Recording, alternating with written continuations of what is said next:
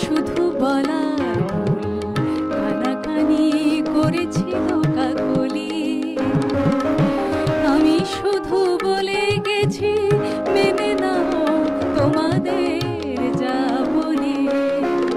ফাগুন কুঞ্জ থেকে একটি পলাশ ঝরে পড়ে বলেছিল উপহাস করে, কে বেড়েছে এত রং এ জীবনে আনতে, এত রূপ কোনোদিন কারো আছে কি? আমি তোমার কথা বলেছি, আমি তোমার